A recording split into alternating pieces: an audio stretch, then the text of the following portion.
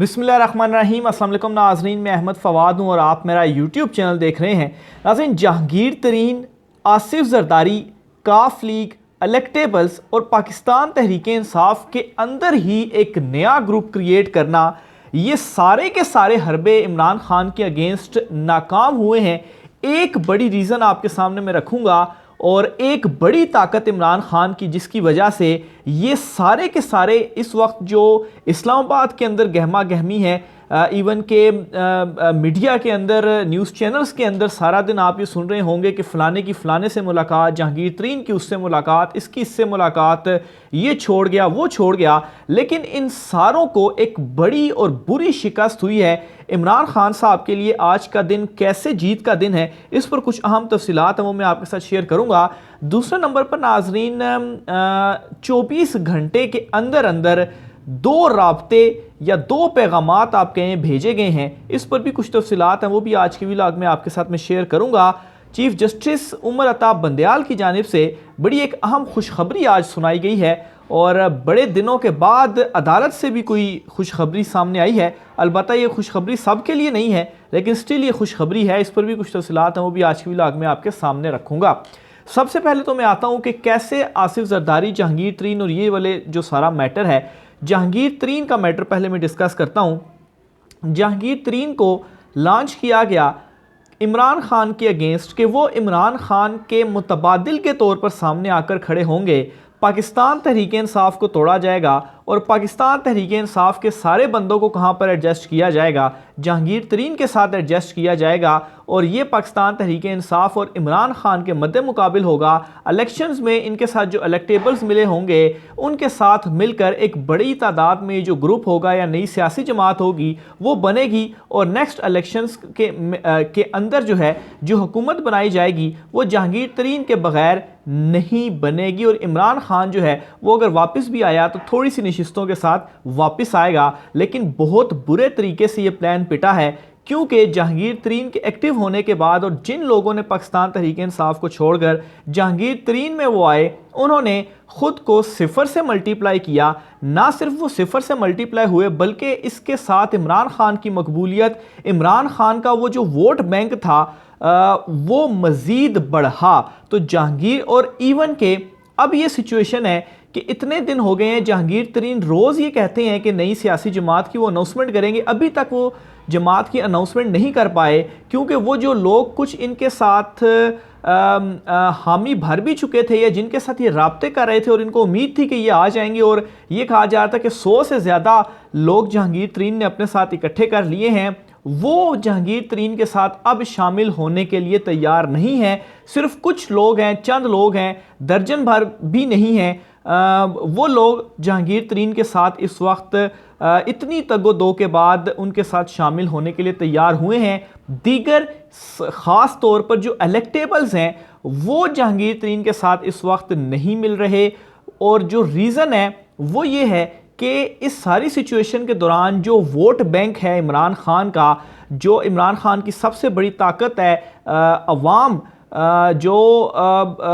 वो vote bank Imran Khan साहब से नहीं तोड़ा जा सका। यानी कि ये ख्याल किया जा रहा था कि जहांगीर तरीन मुतबादिल होंगे, वो मुतबादिल भी साबित नहीं हुए और जो लोग उनके साथ शामिल होना चाह रहे थे वो भी नहीं हुए, क्योंकि अगर उन्होंने इस चीज़ का इदराक कर लिया है कि वहाँ पर जाने के बाद उनके साथ क्या होगा कि वो बेशक इलेक्टेबल्स ही क्यों ना हो, वो ख़ुद को सिफर से मल्टीप्लाई कर रहे हैं। और यही एक बड़ी रीज़न है कि पाकिस्तान तहरीक इंसाफ के बहुत सारे जाने वाले लोग जो हैं वो किसी भी दूसरी सियासी जमात में नहीं गए। वेट एंड सी की पॉलिसी के ऊपर गामजन है कि चलें कल को जैसे ही हालात पलटा खाएंगे तो हम वापस पाकिस्तान तहरीक इंसाफ में शामिल हो जाएंगे, लेकिन वापसी का जो रास्ता होगा वो इतना आसान नहीं है। एक तो ये हो गया जहांगीर तरीन का। दूसरे नंबर पर आते हैं आसिफ जरदारी। जहांगीर तरीन और इस वक्त उखाड़ पिछाड़ की जो सियासत थी, इसको देखने के बाद आसिफ जरदारी एकदम मुतहरिक हुए। दुबई से वो लाहौर, फिर लाहौर से इस्लामाबाद वो आए और कोशिश उन्होंने ये की कि इस सारी सिचुएशन के दौरान जो है वो पंजाब में अगर इनको अपने साथ मिला लेते हैं तो पंजाब के अंदर वो अपनी पोजीशन को मज़ीद मजबूत कर सकते हैं। लेकिन हुआ क्या कि आसिफ जरदारी ने दूसरी तरफ नून लीग को भी ये शो करवा दिया कि वक्त आने के ऊपर या इलेक्शंस के ऊपर वो किस तरीके से आपके साथ हाथ करेंगे। और दूसरे नंबर पर यह हुआ कि जहांगीर तरीन को मनाने की कोशिश की, काफ लीग को मनाने की कोशिश की और इन आज़ाद पंछियों, उड़ते हुए पंछियों को अपने साथ मिलाने की कोशिश की। कुछ उनके साथ भी मिले, लेकिन एट द एंड उनके साथ भी यही गेम हुई कि जो एक मकसद था कि पाकिस्तान, इमरान खान का जो वोट बैंक है उसको अपनी तरफ मोड़ना है। और इनका ख्याल ये था कि ये जो लोग इमरान खान को छोड़ रहे हैं ये अपना अपना वोट साथ लेकर आएंगे। लेकिन हुआ कुछ ऐसे कि इनके पीपल्स पार्टी या जहांगीर तरीन के साथ मिलने से ना सिर्फ इन्होंने ख़ुद को सिफर से मल्टीप्लाई किया बल्कि इन्होंने इमरान खान के वोट बैंक को मज़ीद प्लस किया। तो ये एक बड़ी गेम जो कि आसिफ जरदारी जिसको खिलाड़ी कहा जाता है, ये बड़ी गेम उसके साथ खुद भी हो गई।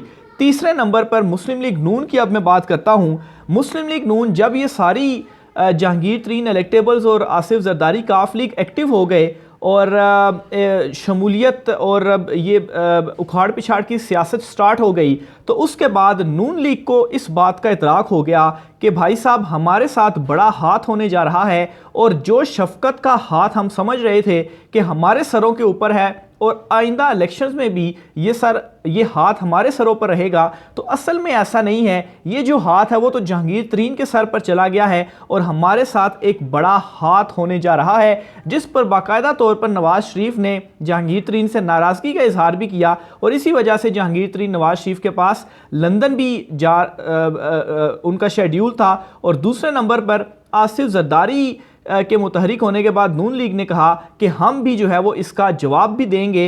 और नून लीग जो है वो ये समझ गई कि नेक्स्ट इलेक्शंस के अंदर उनका कोई बड़ा रोल नहीं होने जा रहा। तो ये इस वक्त नून लीग के साथ भी हुआ। बज़ाहिर प्रेस कॉन्फ्रेंस तो वो बड़े मुस्कुरा कर रहे हैं, लेकिन अंदर ही अंदर से उनको ये पता है कि उनके साथ क्या हो गया।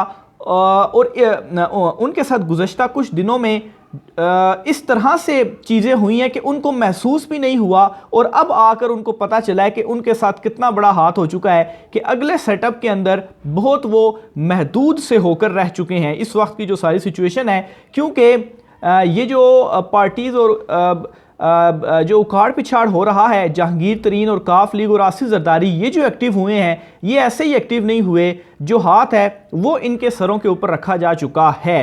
फिर इसके बाद आती है काफ लीग। काफ लीग भी इसीलिए एक्टिव थी कि इन लोगों को वो अपने साथ ले और उनका ये ख्याल था कि एक मरतबा फिर से सारे उनके साथ आ जाएंगे और शायद ये हुकूमत में कोई इंपॉर्टेंट रोल प्ले कर लें। लेकिन हो इस तरह से रहा है कि जहांगीर तरीन, जरदारी और नून लीग इनको थोड़ा थोड़ा ज़्यादा जो है वो शायद जहांगीर तरीन, फिर थोड़ा बहुत जरदारी, थोड़ा बहुत नून लीग और थोड़ा बहुत ही काफ लीग के साथ होगा। तो इस वजह से जो काफ लीग है उसकी जो सारी उम्मीदें थीं उसके ऊपर भी पानी फिर गया। और ये वो सारी प्लानिंग थी जो इमरान खान के अगेंस्ट लॉन्च की गई कि इमरान खान के वोट बैंक को तोड़कर इनमें तकसीम किया जाए। लेकिन इमरान खान का जो वोट बैंक था वो नहीं तोड़ा जा सका और ये जो सारी की सारी कोशिशें थी वो नाकाम हुई। यहाँ तक कि जो इलेक्टेबल्स हैं, इलेक्टेबल्स भी अभी तक आपने किसी का नहीं सुना होगा कि ये किसी जमात में इन्होंने बाकायदा तौर पर शमूलियत इख्तियार कर ली है। पाकिस्तान तहरीक इंसाफ को छोड़ने के बाद ये सारे के सारे लोग कहीं भी नहीं जा रहे और इस वक्त ये खामोश है कि देखें कि हवा का रुख किस तरफ जाता है। इस वक्त जो वोट बैंक है वो इमरान खान का है और ये सारी कोशिशों के बाद इस वोट बैंक को हम नहीं तोड़ पाए। इसी तरह से ये सारी कोशिशों के नाकाम होने के बाद एक और कोशिश जो पाकिस्तान तहरीक इंसाफ में रहते हुए एक पाकिस्तान तहरीक इंसाफ का ग्रुप बनाना, यानी कि ऐसा ग्रुप जो पाकिस्तान तहरीक इंसाफ का हो और वो एंटी पीडीएम हो, ताकि इमरान खान का ये जो वोट बैंक है इसको किसी तरह से तोड़ा जा सके। ये याद रखिएगा कि जब तक ये वोट बैंक इमरान खान के पास है, इलेक्शंस के अंदर इमरान खान जिसको भी मर्जी खड़ा कर दें, ये वोट बैंक उसकी तरफ जाएगा जिसका इमरान खान नाम लेंगे। तो इसी वजह से पाकिस्तान तहरीक इंसाफ के अंदर से एक ग्रुप बनाने की कोशिश की गई, लेकिन इस ग्रुप को भी नाकामी हुई। फवाद चौधरी ने जो एक कोशिश की और इसको नाकामी ऐसे हुई कि तमाम लोगों ने इमरान खान का साथ छोड़ने से इनकार किया। इवन के असद उमर, परवेज़ खटक जो हैं ये भी पार्टी से अलहदा नहीं हुए, सिर्फ और सिर्फ ओहदे इनकी जानिब से छोड़े गए हैं। दीगर पाकिस्तान तहरीक-ए-इंसाफ की जो क़यादत अभी तक गिरफ्तार नहीं हुई और रूपोश भी है, इवन के बहुत सारे लोग जो गिरफ्तार भी हैं वो इमरान खान साहब का साथ नहीं छोड़ रहे। और ये जो वोट बैंक है ये अभी भी इमरान खान के पास है। फिर इसी तरह से जो माइनस इमरान खान का फार्मूला था कि इमरान खान खुद उनको मनाया जाए, उसमें भी फवाद चौधरी और शाह महमूद कुरैशी इनको जो है वो पैगामात भेजे गए, लेकिन इसमें भी नाकामी जो है वो इनको हुई है। तो ये अभी तक की सूरत हाल है। आज तक जो कोशिशें हुई हैं इमरान खान का, देखें ये जो वोट बैंक है ये बहुत ज़रूरी है। अगर आप पाकिस्तान तहरीक-ए-इंसाफ या इमरान खान जो है यही इस वक्त इमरान खान साहब की सबसे बड़ी ताकत है और अवाम जो है वो इमरान खान के साथ खड़ी हुई है। ये वोट बैंक उसकी तरफ जाएगा जिसकी तरफ इमरान खान इशारा करेंगे। इतनी तमाम तर चीज़ें करने के बावजूद इवन के अब भी मीडिया के ऊपर आपको यही खबरें दिखाई देंगी और इन खबरों के पीछे जो है वो कोई इसका कोई कहते हैं ना कोई सर पाँव ही नहीं है कि फ़लाना इधर हो गया फ़लाना उधर हो गया। अभी तक कोई एक ऐसी खबर आपने नहीं सुनी होगी कि बहुत बड़ी तादाद में इलेक्टेबल जो हैं वो कहीं पर शामिल हो गए हैं। जहांगीर तरीन ने अनाउंस कर दिया, उसकी रीज़न यही है कि लोग नहीं जा रहे उनकी तरफ। उन्होंने ये तो ज़रूर कर दिया है कि बहुत सारे लोग पॉलिटिक्स से अलहदा हो गए या पीटीआई छोड़ दी, लेकिन दूसरी किस तरफ जा रहे हैं ये अभी तक अनाउंसमेंट नहीं हुई। सिर्फ और सिर्फ इस वक्त देखा जा रहा है कि हवा किस रुख की तरफ बैठती है। इसी तरह से नाज़रीन पाकिस्तान तहरीक-ए-इंसाफ को छोड़ने वाले जिन्होंने जो कुछ नाम थे जिनके बारे में कहा जा रहा था कि देखें ये बड़ी विकटें हैं, जिनमें जो है वो कुछ नाम मुराद रास जो हैं, इसके अलावा हाशिम डोगर हैं, इनके हवाले से कहा जा रहा था कि ये छोड़ गए हैं, लेकिन इन दोनों ने भी किसी जमात में शमूलियत इख्तियार नहीं की। ये खबर जो है मैं आपके सामने रखता हूँ कि तहरीक-ए-इंसाफ छोड़ने का ऐलान करने वाले पंजाब असम्बली के साबिक अरकान ने अपना अलग ग्रुप बनाने का फैसला किया और इस सिलसिले में साबिक वज़ीर दाखिला कर्नल रिटायर्ड हाशिम डोगर और साबिक सूबाई वज़ीर तालीम मुराद रास मुतहरिक हो गए हैं। यानी कि पाकिस्तान तहरीक-ए-इंसाफ के वो लोग जिन्होंने किसी दूसरी जमात में शमूलियत इख्तियार नहीं की, वो अब अपना अलहदा से एक ग्रुप बनाने के लिए ये भी अब मुतहरिक हो चुके हैं। यानी कि इतनी ज़्यादा इस वक्त जो कन्फ्यूजन है वो फैल चुकी है। लेकिन याद रखिएगा कि जिस बंदे को इमरान खान खड़ा करेंगे वो जो सारा वोट बैंक है वो उसकी तरफ जाएगा। इसी तरह से दोनों रहनुमाओं ने साबिक अरकान असम्बली से राब्ते शुरू कर दिए हैं और मज़ीद ये कि एक बड़ा ग्रुप जो है वो इकट्ठा करने के लिए जा रहे हैं और इस हवाले से हम जल्द ऐलान करेंगे। तो बहरहाल ये इस वक्त मामला चल रहे हैं और ये इस वजह से ये भी जा सकते थे बड़ी आसानी से पीपल्स पार्टी, नून लीग या जहांगीर तरीन ग्रुप में, लेकिन ना जाने की जो रीज़न थी वो क्या थी, वो यही थी कि ख़ुद को सिफर से मल्टीप्लाई करने के मुतरादिफ ये होता अगर वो वहाँ पर जाते। खैर अभी भी पाकिस्तान तहरीक-ए-इंसाफ से अलहदा होकर अगर ये जो अलहदा ग्रुप बनाने जा रहे हैं तो अब भी ये ख़ुद को सिफर से ही मल्टीप्लाई कर रहे हैं। दूसरे नंबर पर नाज़रीन कल कौमी सलामती कमेटी का इजलास बुलाया गया था आज के लिए। ये जो ख़बर थी वो सामने आई, लेकिन आज अचानक से ये ख़बर सामने आई कि जो कौमी सलामती कमेटी का इजलास है उसे मुलतवी कर दिया गया है। और जो रीज़न थी वो ये कि शहबाज शरीफ का दौरा तुर्किया जो है वो बीच में आ गया है और शहबाज शरीफ आज चले भी गए तुर्क के दौरे पर। और जो वंस अगेन दोबारा प्रेसिडेंट मुंतखब हुए हैं तैयब अर्दोगान, उनकी वो तकरीब थी उसमें वो गए। लेकिन आज ही एक और ख़बर सामने आती है कि नेक्स्ट वीक जो कौमी सलामती कमेटी का इजलास है वो दोबारा से तलब कर लिया गया है। एग्जैक्ट जो उसकी डेट है वो तो नहीं बताएगी, लेकिन ये है कि नेक्स्ट वीक के अंदर कौमी सलामती कमेटी का जो इजलास है वो दोबारा तलब किया गया है। ना सिर्फ कौमी सलामती कमेटी का इजलास बल्कि एक और इजलास भी तलब किया गया है और ये पीडीएम का इजलास है जो कि नेक्स्ट वीक ही तलब किया गया है। ज़राए के मुताबिक नाज़रीन कौमी सलामती कमेटी इजलास में अहम फैसले भी मुतवक्के हैं। शहबाज शरीफ आइंदा हफ्ते बजट से कबल इत्तेहादियों से भी मुशावरत करेंगे। ये दो मुख्तलिफ इजलासों का है और इसमें जो कौमी सलामती कमेटी का इजलास होगा उसमें ज़राए के मुताबिक मुल्क की मजमूई अमन व अमान की सूरत हाल के साथ 9 मई के बाद की सूरत हाल पर गौर जो है वो किया जाएगा और इस इजलास में कुछ अहम फैसले भी मुतवक्को किए जा रहे हैं। जबकि जो पीडीएम का इजलास आइंदा हफ्ते बुलाया गया है इस इजलास में शहबाज शरीफ के साथ मुशावरत के बाद मौलाना फजल रहमान जो है अच्छा ये इसमें यह है कि आइंदा हफ्ते बुलाया जा रहा है, लेकिन इसको भी कंफर्म तब किया जाएगा कि जब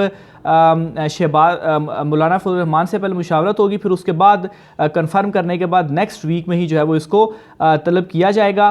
और इसी हवाले से आसिफ जरदारी पीपल्स पार्टी वगैरह से भी जो है वो मुशावरत की जाएगी। और इसकी जो रीज़न है वो यही होगी कि बजट चूँकि पेश किया जा रहा है, तो बजट के पेश किए जाने के पेश नज़र ज़ाहिर सी बात है आवाम को रिलीफ और पैकेजेस और जो है वो इसमें अपने लोगों के लिए भी वो इस तरह के वो बजट रखेंगे कि ये तरक्याती स्कीमें हैं, ये आप आवाम को खुश करें और आइंदा इंतखाबात में इस तरीके से वोट लें। तो ये बड़ा एक इंपॉर्टेंट इजलास है जो कि नेक्स्ट वीक बुलाया जा रहा है। और दूसरी तरफ चीफ जस्टिस उमर अता बंदयाल साहब की जानिब से एक बड़ी खुशखबरी सुनाई गई है। बहरहाल ये खुशखबरी जो है वो सिर्फ़ और सिर्फ सुप्रीम कोर्ट मुलाजमीन तक ही है। और इस खुशखबरी के तहत और बल्कि जाते जाते चीफ जस्टिस उमर अता बंदयाल ने खुशखबरी सुनाई है, क्योंकि 3 माह बाद उनकी रिटायरमेंट है। और इस खुशखबरी के तहत जो स्पेशल जुडिशल अलाउंस है मुलाजमीन का सुप्रीम कोर्ट के, उसको बहाल किया गया है। इसका नोटिफिकेशन भी जारी हो गया है। और इस नोटिफिकेशन के तहत ग्रेड 1 से लेकर ग्रेड 22 तक के तमाम जो मुलाजमीन हैं उनको स्पेशल जुडिशल अलाउंस जो है वो दिया जाएगा और वो उसके हकदार होंगे। तो ये ना आज की अहम तरीन तफसीलात थी। राय का इज़हार कीजिएगा। आज की व्लॉग से मुझे इजाज़त दीजिए। अल्लाह हाफ़िज़।